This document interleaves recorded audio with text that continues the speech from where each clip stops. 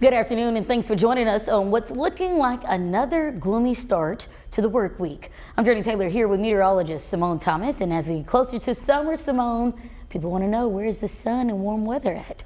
Oh, well, don't ask too hard because you're going to get what you wish for very soon. We just got to get through the clouds and rain today, all kind of responsible from a low pressure system hanging out just to our southeast along the Mississippi River. It'll be moving up the river and then east out of our neighborhood tomorrow. Then we bring on a preview of summer. So that's why I say be careful what you wish for. But as for right now, we are tracking spotty to scattered rain coverage across the eastern half of the state. The good news is we're not tracking a risk of severe weather with this, and it doesn't look like we'll get super heavy rainfall. Now through the rest of the afternoon, here's what things are looking like. Definitely between now and school pickup, more of that scattered rain coverage as we start to close in on the evening rush hour. More of that isolated to mainly dry conditions sticking around. So things are starting to taper off as we get later into the evening, but still fairly cloudy across the state today. Highs in the lower to middle 70s are expected. We'll talk more about that preview of summer heat that's coming up in the week and your 7-day outlook. All right, Simone, thank you. Well, this afternoon, we are still working to learn more about an overnight shooting on Exora Road that left one man dead. Here's what we know right now. The shooting call came in just before 10 p.m. for Exora Arms Apartments near Baseline Road. When police arrived, they found a man suffering from a gunshot wound. He was rushed to a hospital but later died. We'll provide more updates as they come in on air and online at THV11.com. We go now to Searcy, where a teen driver is recovering from being shot in the neck during a drive home on Saturday night. Searcy police say that around 11:30 p.m. they were sent to a one-vehicle accident, but when they arrived, they found that the teen driver was shot, causing the incident near West Academy. 44-year-old Edgar Guerreros was arrested for the shooting. He now faces felony terroristic act charges. A busy start to the work week here in Arkansas. Let's start with storm assistance. Today is the final day to apply for Red Cross financial help if you were impacted by April's storms. According to the organization, a lot of Arkansans are still dealing with the aftermath of flooding, tornadoes, and wind damage from last month's severe weather. Volunteers have been helping people navigate what financial aid is available and how to access it. The symbol of the American Red Cross, it really gives that symbol of hope. And we've really been seeing people come in and they're hopeful, you know, they're kind of lost, and giving them a sense of direction and providing that assistance has really been key. Well, if you still need help, you can apply online or call the Red Cross. We have that information on our website, that is THV11.com. Remember, applications must be submitted by the end of the day. Also happening today, a meeting that could end months of back and forth in Jefferson County. That's where the Quorum Court is hoping to pass a 2025 budget.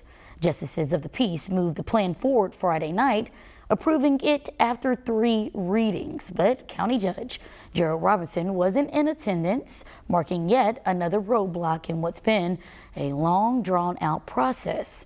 Now it's up to the judge to sign off. Myself and the other 7 JPs, we're trying to move Jefferson County forward, and there is no agenda behind it other than to help the county. We hope that he does not veto the budget, but you know, we'll take it one day at a time. Well, the court plans to meet again tonight with Judge Robinson. Under state law, if the judge doesn't sign it, the budget will automatically take effect in 7 days unless he vetoes it. We'll have an update on what happens tonight at 10. The State Health Department taking new action this week to try to stop the spread of measles here in the state. It comes as our number of cases climbs to 6 for the year. The 2 newest cases were reported in Faulkner County. The Department of Health shared information about 3 exposure spots that led to those cases earlier this month. They include an HVAC business, a gas station, and a pediatric clinic, all in Conway. Now we're showing you the dates and times of potential exposure here on your screen. Now, to help prevent more spread, ADH is hosting a free measles, mumps, and rubella vaccine clinic in Conway tomorrow. It's at the Don Owens Sports Complex, and that's from 1 until 7 p.m. Parents should bring an insurance card if they have one, but it is not required. Now, with that free event just about 24 hours away, we want to take a closer look at the measles and the vaccine used to prevent it. The highly contagious illness, which caused severe health complications, can linger in a room up to 2 hours and mimic that of symptoms of a common cold with a rash. Now, there are ways you can protect yourself.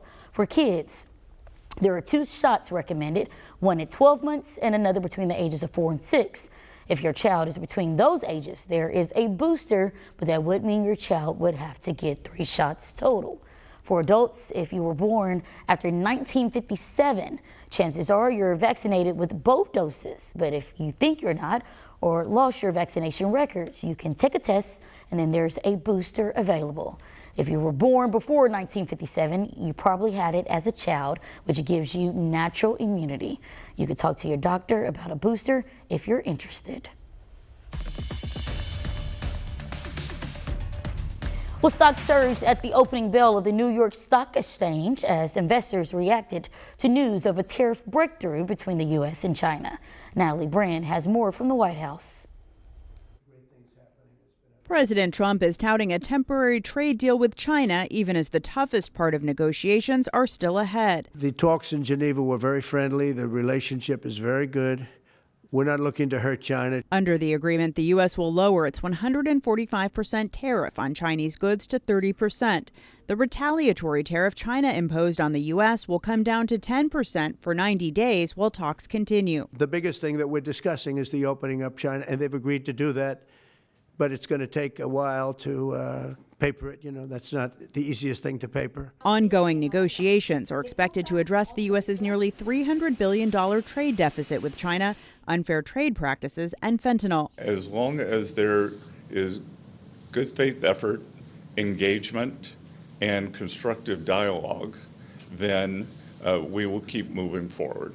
The president also announced this morning a new executive order aimed at reducing the price of prescription drugs by trying to match U.S. prices to what other countries pay. Basically, what we're doing is equalizing. There's a new word that I came up with, which I think is probably the best word. We're going to equalize. Experts say the U.S. currently pays roughly 3 times as much as other developed countries. With this new policy, what we call the most favored nation policy, would mean that the United States would pay no more than the lowest price paid by a high-income country. The president tried to implement the plan in his first term, but was blocked by the courts. Natalie Brand, CBS News, the White House.